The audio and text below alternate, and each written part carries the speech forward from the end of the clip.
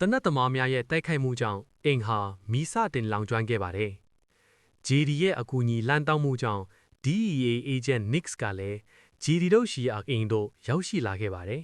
။ Diane, JD, Mike နဲ့ Nix တို့၄ယောက်ဟာ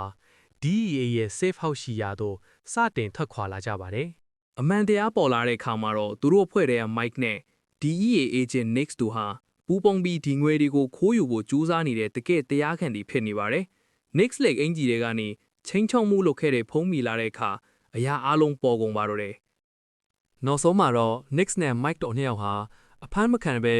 FBI ရဲ့အတားအဆီးများကိုကြော်ကာထွက်ပြေးသွားခဲ့ပါတယ်။တနက်ပစ်ခတ်မှုတွေလိုက်လံဖမ်းဆီးမှုတွေဖြစ်ပွားပြီးနောက် JD က Nix ကိုအသေးပြစ်တက်နိုင်ခဲ့သလို Drain ကလည်း Mike ကိုဖမ်းမိသွားပါတယ်။ဒါပေမဲ့ Nix လွတ်သွားရဲ့အိတ်ထဲမှာပတ်စံတွေအစားတယ်လီဖုန်းလမ်းညွှန်စာအုပ်အဟောင်းတွေကိုပဲ JD ကတစ်ဖက်လှည့်နဲ့လဲလေထည့်ပေးထားခဲ့တာပါ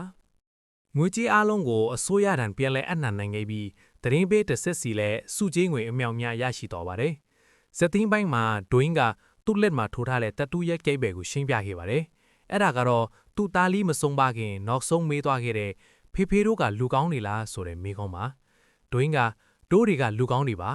အမြဲတမ်းလူကောင်းတွေထိနေမှာပါလို့ပြန်ဖြေခဲ့တဲ့စကားလေးနဲ့သူဇလန်းကပြီးဆုံးသွားခဲ့ပါတယ်